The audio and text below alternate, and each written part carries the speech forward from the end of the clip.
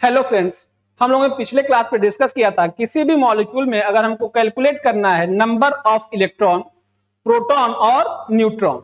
अगर कोई मॉलिक्यूल दे और हमको कैलकुलेट करना है नंबर ऑफ इलेक्ट्रॉन, प्रोटॉन और न्यूट्रॉन, तो हम आपको बताए थे कि नंबर ऑफ इलेक्ट्रॉन के लिए हम देखते हैं एटॉमिक नंबर, और अगर कोई न्यूट्रल एटम है तो atomic number is equal to number of electron और is equal to number of proton. ठीक, ये सब हम लोग डिस्कस कर चुके थे। आज के क्लास में हम डिस्कस करने चल रहे हैं, अगर किसी भी मॉलिक्यूल में हमसे पूछा जाए कि कितने लोन पेयर है और कितने बॉन्ड पेयर है, इसका मतलब हम आज टॉपिक स्टार्ट करने वाले हैं calculation of lone pair and bond pair in molecule. क्या बोले बेटा आपको हम, अगर किसी भी मॉलिक्यूल में हमको कैलकुलेट करना है लोन पेयर कितना होगा और बॉन्ड पेयर कितना होगा। ठीक, बाकी जो अगर लेक्चर नहीं देखा है इलेक्ट्रॉन, प्रोटॉन और न्यूट्रॉन को कैलकुलेट करना, तो आप हमारा पहला लेक्चर वो देख सकते हैं। अब देखो बेटा, किसी भी मॉलिक्यूल में अगर हमसे पूछे लोन पेयर कितना होता है और बॉन्ड पेयर कितना होता है, तो सबसे पहले हम डिस्कस करने चल रहे हैं calculation of number of lone pair in molecule. Calculation of number of lone pair in molecule. तो बेटा सबसे पहले हमको कैलकुलेशन करने से पहले हमको यह जानना होगा कि किसी भी मॉलिक्यूल में अगर लोन पेयर कैलकुलेट करना है तो हम क्या देखेंगे, और उसको करने से पहले सब हमको देखना होगा कि लोन पेयर क्या होता है। ये लोन पेयर आखिरकार होता क्या है जिसको हम कैलकुलेट करने चल रहे हैं। ठीक, तो देखो बेटा, लोन पेयर वह चीज है अगर किसी भी मॉलिक्यूल में जितने पेयर ऑफ इलेक्ट्रॉन है, द पेयर ऑफ इलेक्ट्रॉन, हम ये बोल सकते हैं कि द पेयर ऑफ इलेक्ट्रॉन का वह pair electron which do not participate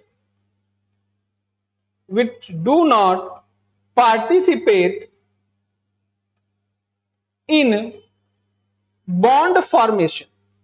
क्या समझे आप, किसी भी मॉलिक्यूल में इलेक्ट्रॉन का वह पेयर जो बॉन्ड फॉर्मेशन में पार्टिसिपेट नहीं कर रहा है, उसको हम क्या बोलेंगे, लोन पेयर। क्या है बेटा डिफिनेशन इसका, number of the pair of electron which do not participate in bond formation. Electron का वह पेयर जो बॉन्ड फॉर्मेशन में पार्टिसिपेट ना करे, उसको हम क्या बोलेंगे, लोन पेयर। अब देखो, अगर कैलकुलेट करने की बात है तो लोन पेयर कैलकुलेट करने के लिए सबसे पहले हमको स्ट्रक्चर बनाने आना चाहिए। जैसे हम एग्जांपल ले लें आपके सामने, CO2 है और CO2 में हमको कैलकुलेट करना है नंबर ऑफ लोन पेयर। ठीक, तो इसमें सेंट्रल एटम बेटा होगा कार्बन, जो सबसे कम नंबर होता है सेंट्रल एटम।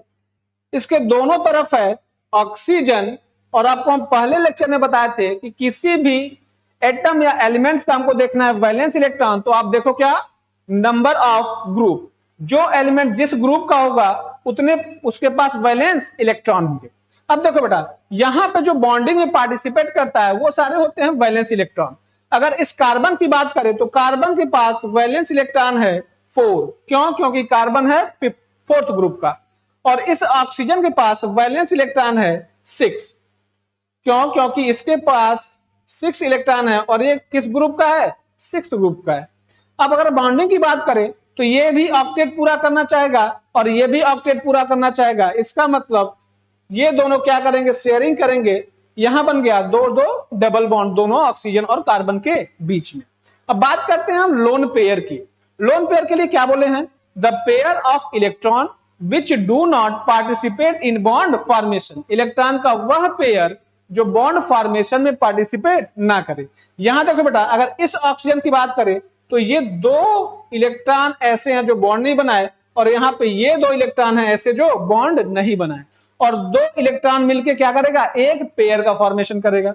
और यहां पर भी ये 2 इलेक्ट्रॉन ऐसे हैं जो बॉन्ड नहीं बनाए, और यहां पे भी ये 2 इलेक्ट्रॉन ऐसे हैं जो बॉन्ड नहीं बनाए। इसका मतलब इन दोनों ऑक्सीजन पे टोटल 4 इलेक्ट्रॉन ऐसे हैं जो बॉन्ड नहीं बनाए हैं। अगर लोन पेयर की बात करें तो 4 इलेक्ट्रॉन मिलके कितना लोन पेयर, 2।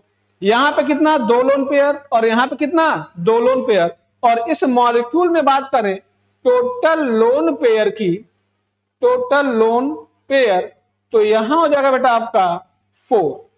ठीक है, नेक्स्ट एग्जांपल देखते हैं, H2O। H2O, H2O में सेंट्रल एटम ऑक्सीजन, इसके दोनों तरफ है हाइड्रोजन, और ऑक्सीजन है बेटा 6th ग्रुप का, तो इसके पास वैलेंस इलेक्ट्रॉन होगा 6, और हाइड्रोजन है 1st ग्रुप का, तो इसके पास वैलेंस इलेक्ट्रॉन होगा कितना, 1। अब देखो ये हाइड्रोजन पूरा करना चाहता है अपना ड्यूप्लेट, और ड्यूप्लेट पूरा करके किसका अचीव करता है electronic configuration, noble gas helium का। ये भी ऑक्सीजन 8 इलेक्ट्रॉन रखते नोबल गैस का इलेक्ट्रॉनिक कॉन्फ़िगरेशन अचीव करना चाहता है, तो यहां बेटा ये दोनों एक एक इलेक्ट्रॉन का क्या करेंगे, शेयर करेंगे। इसके पास हो गया 8 और इसके पास हो गया 2। ये अपना ड्यूप्लेट कंप्लीट किया और ये अपना ऑक्टेट कंप्लीट करके दोनों एटम क्या हो गए, स्टेबल हो गए। हम बात करते हैं लोन पेयर की। लोन पेयर क्या होता था, इलेक्ट्रॉन का वह पेयर जो बॉन्डिंग में पार्टिसिपेट ना करे। तो देखो बेटा यहां पे इस ऑक्सीजन के पास ये 2 इलेक्ट्रॉन ऐसे हैं जो बॉन्ड नहीं बनाए, और यहां पे ये 2 इलेक्ट्रॉन ऐसे हैं जो बॉन्ड नहीं बनाए। इसका मतलब अगर हम यहां पे बात करें टोटल लोन पेयर की, तो टोटल लोन पेयर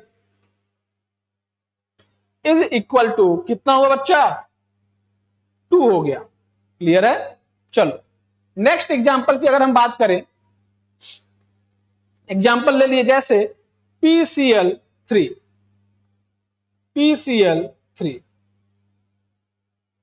फास्फोरस, इसके 3 साइड है, क्लोरीन, क्लोरीन और क्लोरीन।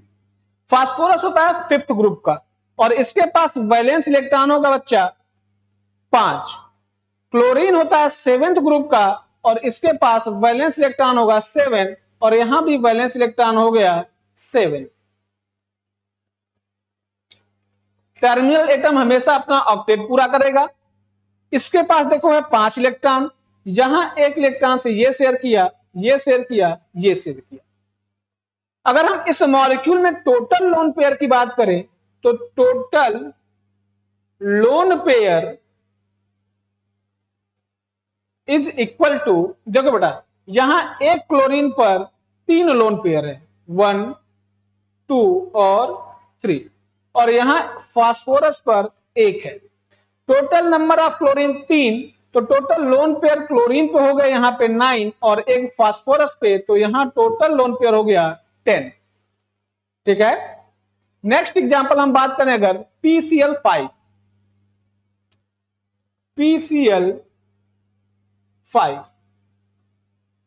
देखो फास्फोरस किस ग्रुप का, 5th ग्रुप का। ठीक, इसके पास वैलेंस इलेक्ट्रॉन कितना होगा, 5 होगा। क्लोरीन की बात करें तो क्लोरीन है 7th ग्रुप का, अभी हम लोग डिस्कस किए हैं। इसके पास वैलेंस इलेक्ट्रॉन होगा 7, और यहां पे अगर इस क्लोरीन की बात करें तो इसके पास वैलेंस इलेक्ट्रॉन होगा 7। टोटल नंबर ऑफ क्लोरीन है 5। अब पांचों को अरेंज कर लो और हर एक के पास नंबर ऑफ इलेक्ट्रॉन हो जाएगा कितने, 7। देखो बेटा हर एक क्लोरीन एक कोवेलेंट बॉन्ड बनाएगा फास्फोरस के साथ, और यहां पे फास्फोरस के पास टोटल नंबर ऑफ इलेक्ट्रॉन 0 होगा जो अनबॉन्डेड हो। यहां पे फास्फोरस के पास टोटल इलेक्ट्रॉन थे 5, और 5 के पास सभी बॉन्ड बना लिए। अगर क्लोरीन की बात करें तो क्लोरीन के पास था 7, जिसमें से एक बॉन्ड बनाया और बचे कितने, 6, और 6 का मतलब लोन पेयर हो गया 3। टोटल नंबर ऑफ क्लोरीन था 5। तो इस मॉलिक्यूल में अगर हम बात करें total number of lone pair, तो यहां बच्चा हो गया total number of lone pair कितने, 15। और पूछे अगर सेंट्रल एटम पे कितने लोन पेयर हैं तो क्या हो जाएगा, 0। नेक्स्ट टॉपिक हम लोग देख रहे हैं बॉन्ड पेयर। लोन पेयर हम लोग डिस्कस कर लिए। नेक्स्ट टॉपिक आपका बेटा बॉन्ड पेयर। और बॉन्ड पेयर क्या होता है? लोन पेयर का ठीक उल्टा। The pair of electron, the pair of electron which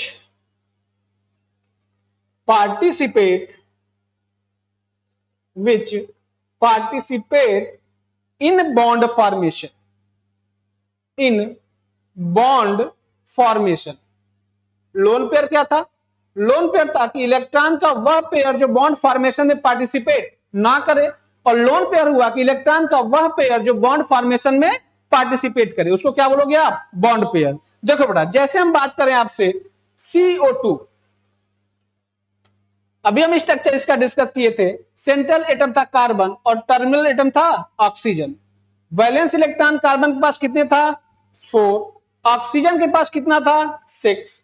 यहां भी ऑक्सीजन के पास 6 होगा, और ये दोनों क्या बनाएंगे बेटा? Covalent bond. और यहाँ पे जितने भी एलिमेंट्स हैं उन सब का ऑक्टेट कंप्लीट हो गया। लोन पेयर की बात किए थे हम, तो लोन पेयर यहां आया था, हर एक ऑक्सीजन पे 2 था। कितने ऑक्सीजन थे? 2। तो total number of lone pair हो गया 4। हम बात कर रहे हैं बॉन्ड पेयर का। बॉन्ड पेयर क्या होता है? The pair of electron, electron का वह पेयर जो बॉन्ड फॉर्मेशन में पार्टिसिपेट करे। देखो बेटा, यहां पे ये ऐसे 2 इलेक्ट्रॉन है, ये 2 इलेक्ट्रॉन ऐसे हैं जो बॉन्ड फॉर्मेशन में पार्टिसिपेट कर रहे हैं। यहां भी 2 इलेक्ट्रॉन ऐसे हैं जो बॉन्ड फॉर्मेशन में पार्टिसिपेट कर रहे हैं। ये 2 इलेक्ट्रॉन है और ये 2 इलेक्ट्रॉन है। अगर हम टोटल इलेक्ट्रॉन की बात करें कि कितने इलेक्ट्रॉन हैं जो बॉन्ड बना रहे हैं, तो यहां पे देखो बेटा, ये 2, ये 2, यहां 2 और यहां 2। टोटल नंबर ऑफ इलेक्ट्रॉन है 8 जो ऐसे बॉन्ड बना रहे हैं। अगर बॉन्ड पेयर की बात करें तो बॉन्ड पेयर हो जाएगा यहां पे 4। 8 इलेक्ट्रॉन और 8 इलेक्ट्रॉन पेयर मतलब 4। इसका मतलब आप एक ट्रिक बना सकते हो यहां पे। अगर हमसे कभी भी बात करें बॉन्ड पेयर की, तो आप डायरेक्ट बोल सकते हो bond pair is equal to number of covalent bond, number of covalent bond. ये हो गया बॉन्ड पेयर। इसको याद कर लो बेटा, ये इंपॉर्टेंट है। अगर हमसे बॉन्ड पेयर पूछे, आप सीधे देखो नंबर ऑफ कोवैलेंट बॉन्ड। जैसे हम और एग्जांपल लेके सॉल्व करें, एग्जांपल जैसे ले लिए हम NH3, NH3, यहां पे सेंट्रल एटम नाइट्रोजन, 3 साइड के इसके हाइड्रोजन होगा। और अगर वैलेंस इलेक्ट्रॉन की बात करें तो नाइट्रोजन है 5th ग्रुप का, इसके पास वैलेंस इलेक्ट्रॉन होगा 5। हाइड्रोजन की बात करें तो यह है 1st ग्रुप का, इसके पास वैलेंस इलेक्ट्रॉन होगा कितने? 1। देखो बेटा, यहां पे एक हाइड्रोजन बॉन्ड बनाएगा। लोन पेयर की बात करें तो लोन पेयर इलेक्ट्रॉन का वह पेयर जो बॉन्डिंग में पार्टिसिपेट ना करे तो होगा 1। और यहीं पे अगर हम आपसे बात करें बॉन्ड पेयर का, तो अभी आपको बताया है बॉन्ड पेयर के लिए आप डायरेक्ट देख लो नंबर ऑफ कोवैलेंट बॉन्ड। और कोवैलेंट बॉन्ड कितने हैं? 1, 2 और 3। इसका मतलब इस मॉलिक्यूल में टोटल लोन पेयर होगा 1 और बॉन्ड पेयर होगा कितने? 3। नेक्स्ट एग्जांपल हम लोग अगर लेके सॉल्व करें बेटा, अगर तो PCl5, PCl5 पे अगर हम वैलेंस इलेक्ट्रॉन की बात करें फास्फोरस के, तो फास्फोरस है आपका सेंट्रल एटम।